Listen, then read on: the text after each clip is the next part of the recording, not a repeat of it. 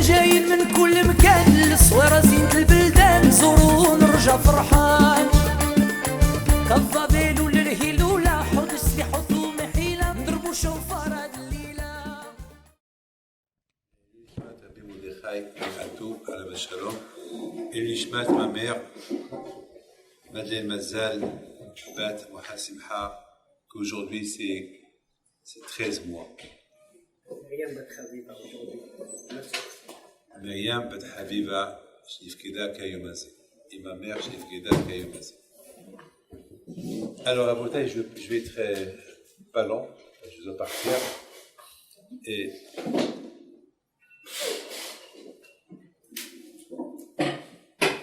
cette semaine, on lit la paracha de presque la paracha de comment Akadosh Baruch Hu, il a commencé à frapper avec la permission du Rosh Kolel, Shalita, mes enfants. Akadosh Baruch Hu, il a commencé à frapper Paro pour libérer les Bnei Israël de l'Égypte.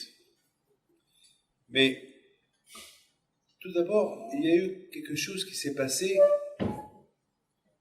qu'Am Israël, après 400 ans d'esclavage, on a cru que lorsque Moshe Rabbeinu, il va aller les libérer, il va aller chez Paro, on a cru que ça y est, même Moshe d'ailleurs, même Moshe Rabbeinu, il a cru comme ça.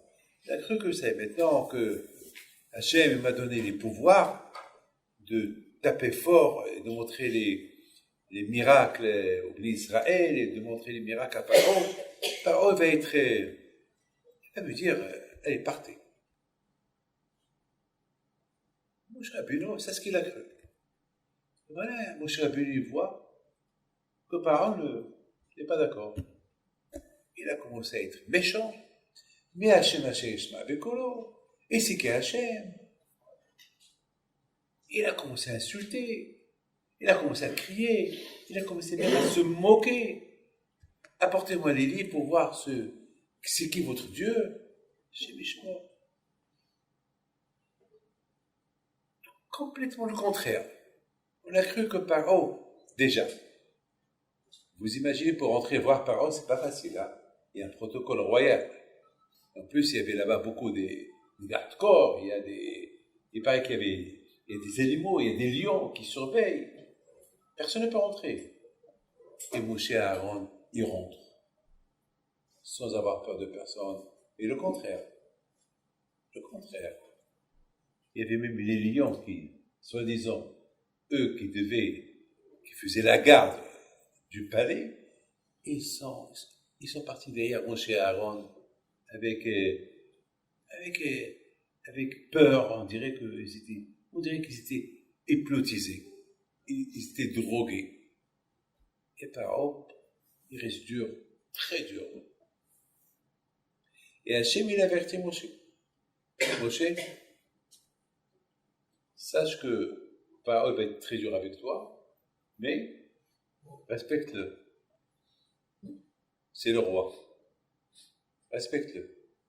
Même s'il dit n'importe quoi, ne t'énerve pas, parce que Moshe Rabbeinu, c'est quelqu'un de spécial.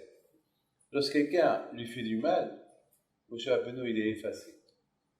Mais il ne faut pas toucher à Kadosh Baruch Hu. Lorsque quelqu'un touche à Kadosh Baruch Hu, Moshe Rabbeinu, c'est plus le Moshe qu'on connaît. Moshe Rabbeinu devient un autre. Il devient complètement un autre. C'est pas le Moshe qu'on a connu.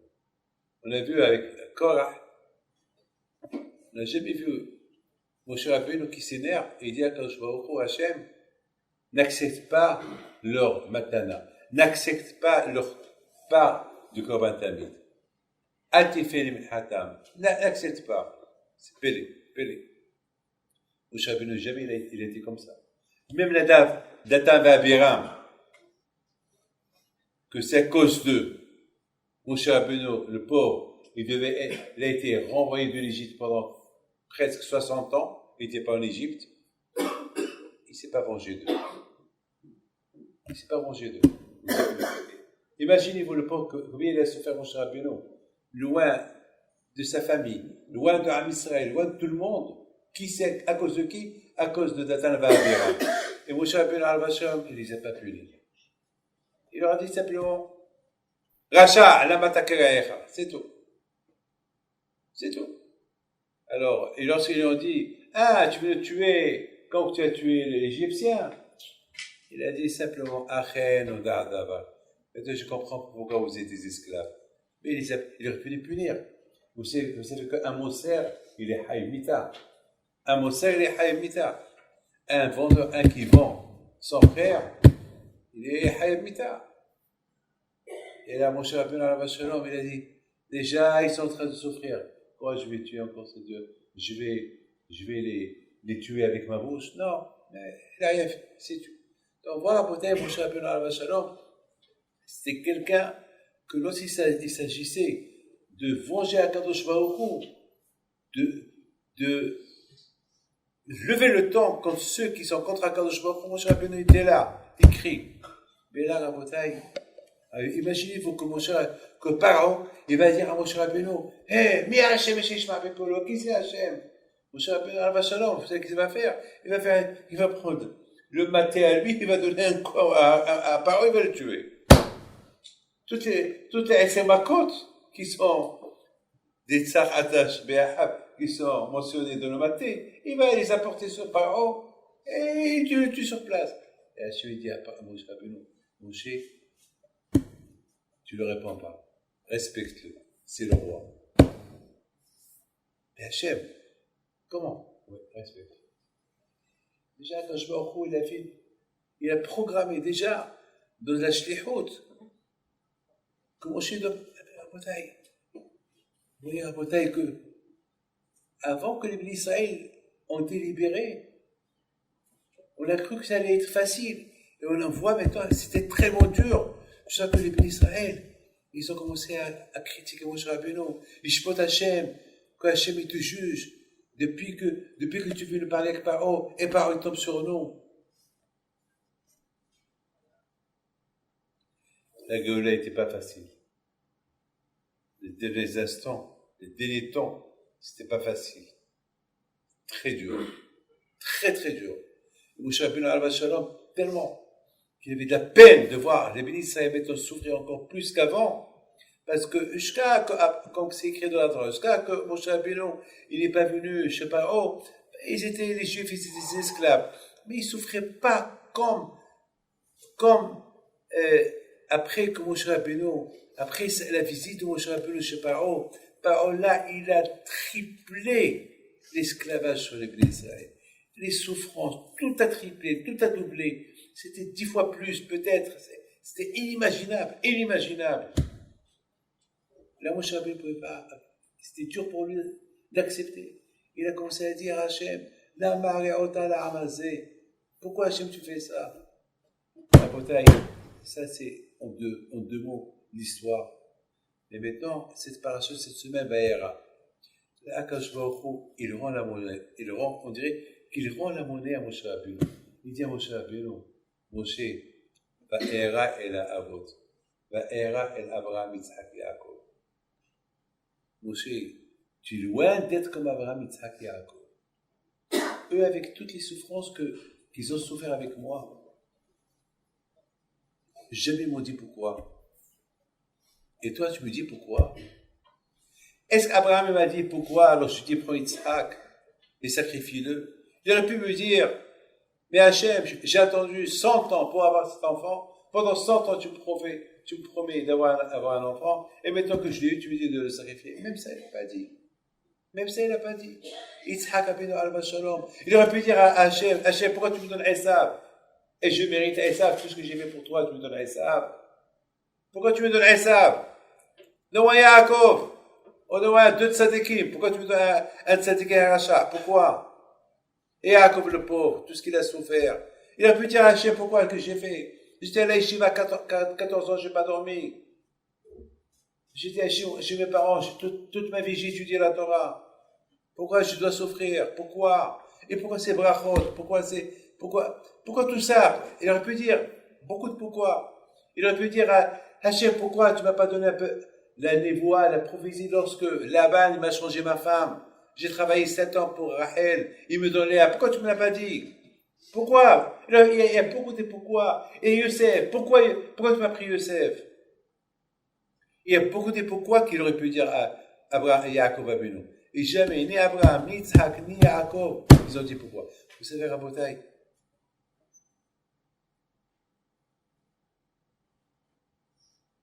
hier, mais je veux que vous tous vous écoutez ça. Hier à Londres, il y a une femme qui est venue me voir. Cette femme-là, la pauvre, ça fait des années qu'elle est mariée, elle n'a pas d'enfant. Ça fait des années qu'elle est mariée, elle n'a pas d'enfant. Et la pauvre, elle vient, elle rentre. Mais j'arrive à ma quarantaine. J'arrive à ma quarantaine, j'ai pas d'enfant. On ne me donne pas d'espoir. Mon mari, son zéra, il est pas bon. Alors quoi, je dois voir toutes mes copines du séminaire, tous les gens que je connais, tous ils ont des enfants. Je suis la seule qui n'a pas d'enfant.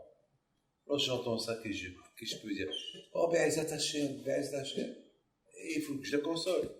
Mais à un moment donné, elle me regarde et me dit, mais Rabbi David, elle me parlait en anglais. Ils me disent, ben Ezat Hashem. Et c'est dur. Ils me disent, ben Ezat Hashem. Mais tous les rabbinim m'ont dit, ben Ezat Hashem. Tout le monde m'a dit, ben Ezat Hashem. Et ben Ezat Hashem, j'ai rien vu. J'ai rien vu. Alors encore une fois, j'ai répété, il faut avoir les mounas. Il faut avoir les mounas. Il faut croire, il faut prier. Et bien, Ezat Hashem encore. Alors, elle s'est levée pour partir. Alors, j'ai cru, ça y est, elle est partie. Elle reste debout, devant, jamais j'oublierai cette scène qui s'est passée. Elle s'arrête devant la porte, elle se retourne vite vers moi. Elle me dit, but how? Comment? Ça m'a touché. Comment elle peut m'aider? Ça m'a touché. Alors je dis, madame, de comment il va t'aider? Je dis, chaque soir, on dit chez la Ma'alot, et ça, Enaï et les Harim. Alors là, je voudrais bien que vous écoutez tout ça. C'est ce que je lui ai dit, et c'est quelque chose que Hachem m'a mis dans ma tête hier, pendant que je lui parlais. Ça veut dire que c'est grâce à elle, c'est parce que j'ai souffert, parce que lorsqu'il m'a dit, comment il m'avait m'aider Hachem? Ça m'a tellement touché, j'ai eu tellement de la peine pour elle, que si je pouvais lui donner, je ne sais pas, lui apporter un enfant du ciel, lui dire, voilà pour toi, voilà 10.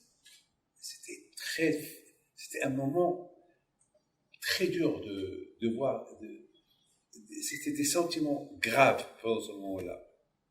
Et voilà, quand je m'a envoyé un message, je lui dis, dans la prière, une fois par jour, on dit, chez la Ma'alot et Sa'inai et les Harim. Quand vous allez regarder ce que j'ai dans ma main. Une boîte. Imaginez-vous que ça, c'est une montagne. D'accord? Maintenant, j'ai un diamant que je l'ai perdu. Mais ce diamant, il est derrière la montagne. La montagne, elle est grande. Elle est immense. Je ne vois pas. Je vais chercher où? Ben, le diamant, je le cherche. Ce qui est à côté de moi. Mais je voudrais bien voir au-delà de là, il y a la montagne qui gêne. Et ça, elle arrive. Je cherche quelque chose. Mais il y a la montagne, il y a un blocage. Jusqu'à qu'on dit, mais comment Hachem va m'aider? Comment il va m'aider Hachem? Parce qu'il y a un blocage, il y a un mur. Par exemple, imaginez-vous que mon mazal, il est derrière ce mur-là. Et je prie, je veux un mazal. Et d'où? Il est derrière ce mur-là. Comment? D'après la logique, il y a rien qui peut faire que mon mazal, il peut venir. Parce qu'il y a ce mur. Ah ben c'est ça, Rabotai. Et ça, el harim. Lorsque, Rabotai, j'ai un problème, je lève mes yeux vers Akadosh Baruch Hu, mais après je lui dis, mais c'est pas possible, il y a un blocage. Je sens que, Hasbi Shalom, on arrive à se désespérer et dire, c'est impossible. Mais la réponse, elle est, mais Aïn Yaboïse. Akadosh Baruch Hu, il a le pouvoir de casser cette montagne-là, et que tu trouves ton mazel, tu trouves ton diamant. Et j'ai eu des milliers d'histoires comme ça, que j'ai vu dans beaucoup de choses que j'ai vues dans ma vie, qu'il n'y avait plus d'espoir. C'est fini. Et après, je vois, waouh, une lumière, qu'elle arrive, de quelque part. Et ça, elle arrive. Je dis à madame, je sais maintenant, d'après la nature, il n'y a pas d'espoir pour toi. C'est fini pour toi. Mais il y a, mais aïe! Akash Baruch il peut, il a le quoi. Lui, c'est le Balabaït. Lui, c'est lui comme il dit, c'est Bali Moussa. Lorsque un homme, il a un problème, et que Béhémet, il n'y a plus d'espoir. Alors, vous savez, la Emouna, c'est à partir de maintenant que la Emouna, elle commence.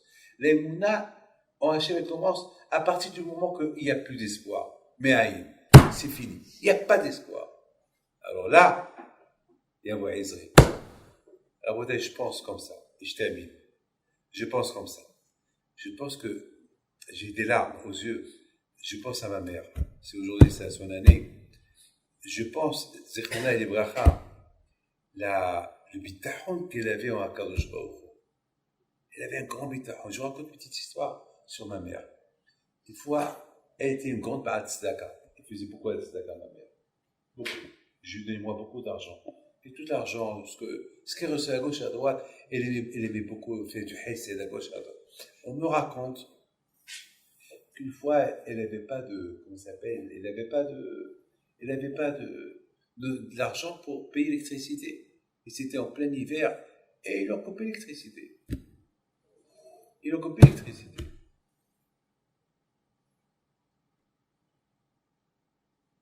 Elle est venue sa voisine pour dire, Rabanit, il n'y a pas d'électricité.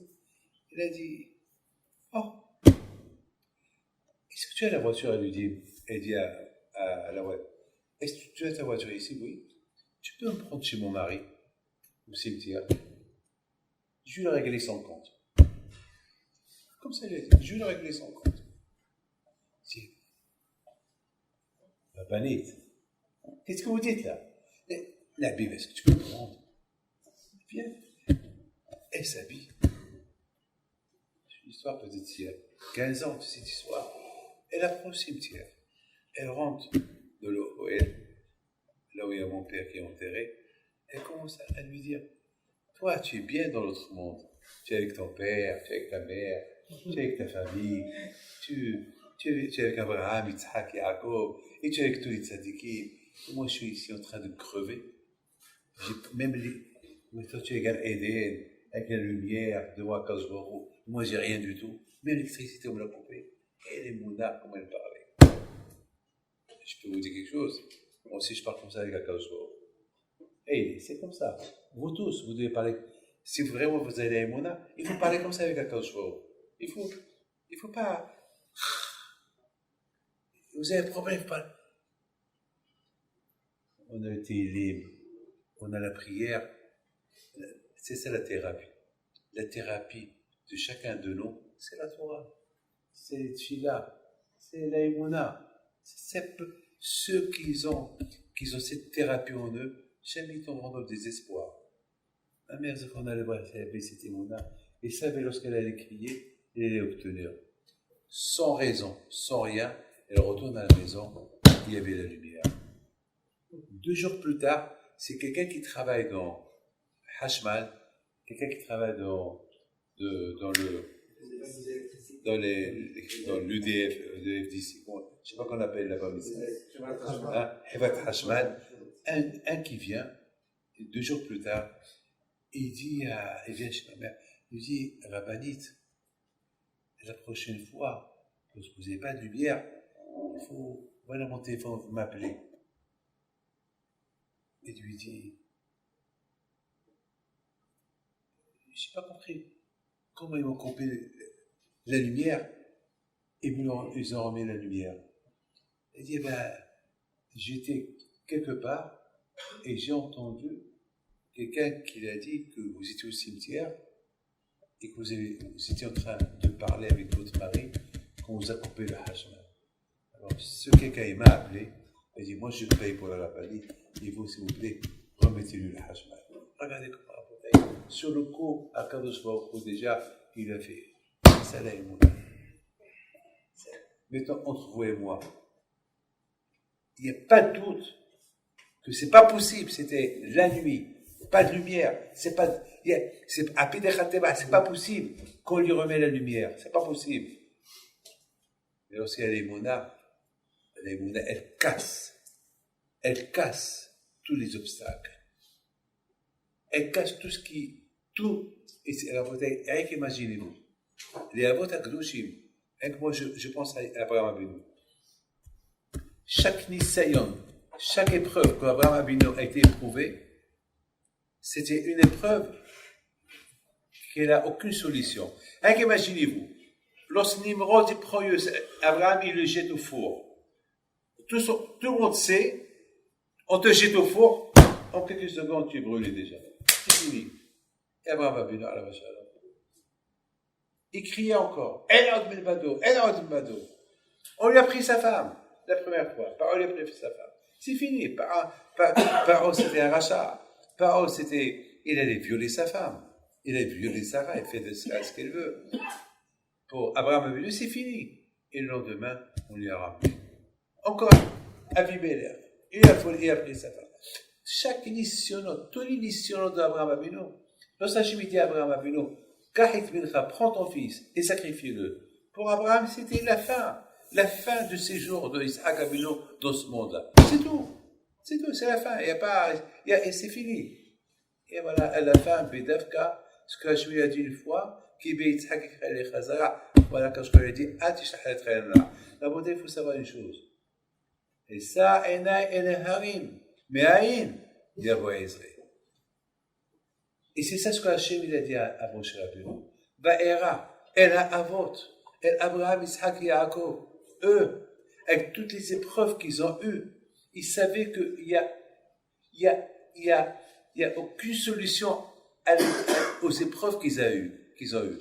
Et à la fin, ils ont eu gain de cause. Ils ont réussi. En tout, ils ont réussi. Et c'est la raison, à Botaï, quand je aurais dit à Moshe Rabbeinu, tu es en train de voir ce que je suis en train de faire. Est-ce que toi, tu sais ce que je suis en train de faire? Est-ce que tu peux rentrer dans ma tête pour savoir ce que je suis en train de faire? Je sais ce que je fais. C'est à Israël, il souffre encore un peu plus maintenant. C'est pas sans raison. C'est des Bidafka. Et je termine là. Bidafka, pourquoi à Israël, ils arrivent à croire pendant une seconde, c'est fini, il n'y a plus d'espoir. Et de là où il n'y a plus d'espoir, l'espoir il va naître. Hachem, il dit à Moshe Rabbeinu, Moshe, qu'est-ce que tu es en train de gâcher? Tu es en train de gâcher la route des Avot. La route des Avot, les Avot Akdoshim, les Avot, Abraham, Yitzhak, Yaakov, ויראה להם בשדב ושמי לא נודעתי להם. J'étais bon avec eux. Toujours, je leur parlais dur. J'étais dur avec eux. Et malgré tout, jamais ils m'ont dit pourquoi. Et chaque fois que je leur ai dit quelque chose, ils l'ont accepté. Sans se poser des questions. Chaque épreuve qu'ils ont été éprouvées, c'était des épreuves qu'il n'y avait pas de solution. Et à la fin, il y a eu une solution. Pourquoi? Parce que de là où il n'y a pas de solution, il y a une solution qui va naître. Il y a une lumière qui va... Vous savez, on dit que le matin, donc ce matin il commence à arriver, il y a une grande obscurité. Une grande obscurité. Avant que le jour commence à se lever, il y a une très grande obscurité. Et le Dafka, de cette grande obscurité, il y a une lumière qui commence. Amod Shahar. Il y a quelque chose, il y a une lumière qui commence. Et c'est ça, Motaï, ce que Hachem il a voulu apprendre à Moshe Rabbeinu. Moshe, t'as pas compris que ce que je suis en train de faire avec Béni Israël, c'est pour que les Béni Israël, Bedavka, avec tous ces coups-là, ces doubles coups, ces triples coups qu'ils reçoivent maintenant, qu'il ils vont se renforcer dans leur émouna, et à partir de là, leur libération, elle va venir. Et toi, tu es en train de tout me gâcher. Tu es en train de me dire, la Maria Otalamazé, Salta. Qui te dit que c'est ce que je suis en train de faire maintenant, c'est ça la préparation de leur Géoula. Ce qu'on appelle Yerida Yitzorech Aliyah. Un coup pour une libération. C'est ma chose à dire. C'est quelque chose de magnifique. Quelque chose d'extraordinaire. Bahera. Rashi sur place, il dit à Avot. Tout le monde pose la question. Mais qu'est-ce que Rashi veut nous ajouter? Mais c'est écrit, la suite du pasuk, Bahera, El, Abraham, Yitzhak et Yaakov. C'est quoi El à Avot?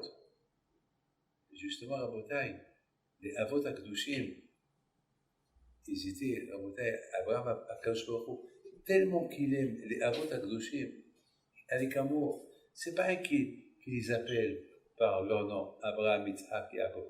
Une fois, j'ai dit que beaucoup de fois, nos enfants, nos petits-enfants, on les appelle papi, papa. Tellement qu'Akadosh Baruch Hu, il aimait Abraham, Yitzhak et Yaakov, ils les appelaient Avot. Même lui, ils appelaient Avot. Même Akadosh Baruch Hu, il appelle Abraham, Yitzhak et Yaakov Avot. Tellement qu'il les aime, tellement. Et personne ne peut être. J'ai vu dans des livres qui disent que aucun ne peut rentrer dans là où ils sont les Avot HaKadoshim. Personne. Ils sont les Mekava HaKadosh Baruch Hu. C'est eux qui tiennent le trône d'Hachem. Abraham, Yitzhak et Yaakov, ils tiennent le trône d'Hachem. Même pas Moshe Rabbeinu.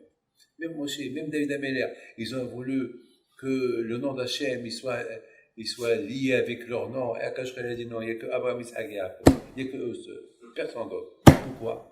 Parce qu'Abraham, Yitzhak et Yaakov, chaque épreuve qu'ils ont été éprouvés, c'était des épreuves que, a priori, on croyait que c'est la fin pour eux. Et eux, jamais ils ont dit pourquoi. Ils ont accepté leur fin, leur épreuve, avec joie.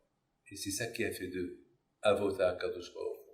C'est ça qui a fait d'eux Avot HaKadosh Baruch Hu. Et justement, Rabotai, HaKadosh Baruch Hu, il a voulu le montrer en Israël. Vous voyez, il faut que vous appreniez à être comme les Avot. Il faut être comme vos parents.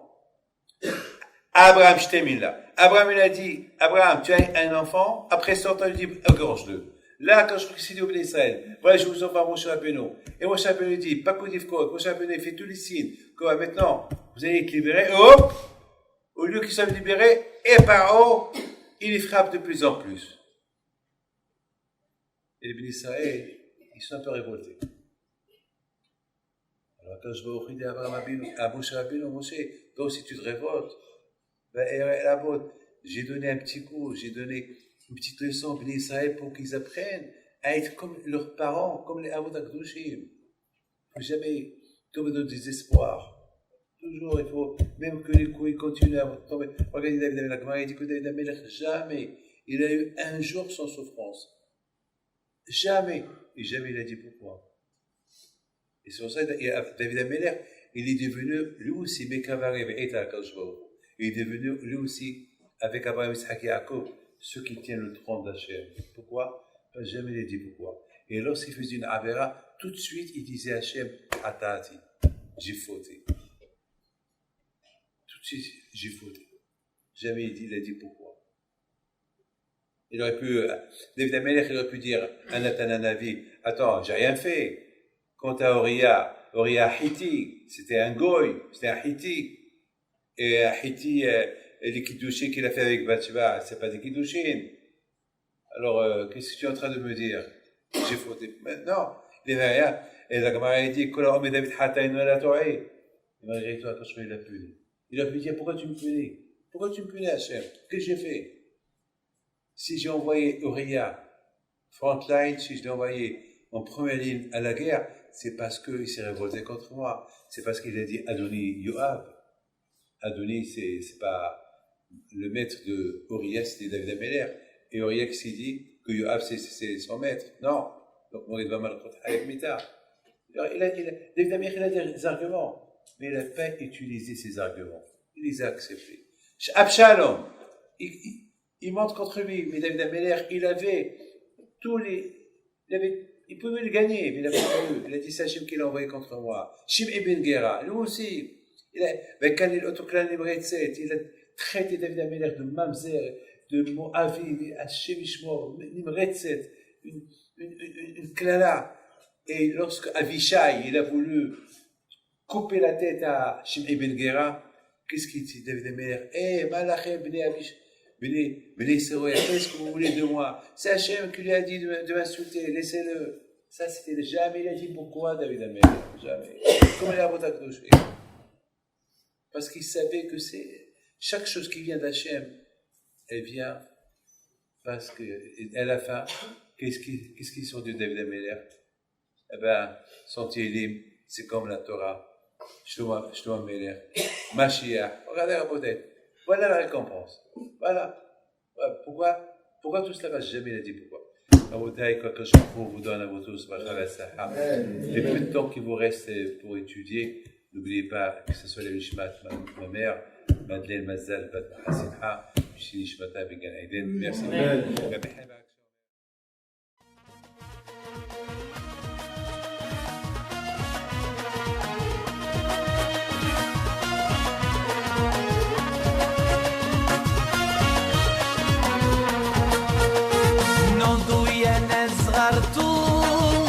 على ربيع حيم بنتو وقف لنا زي خو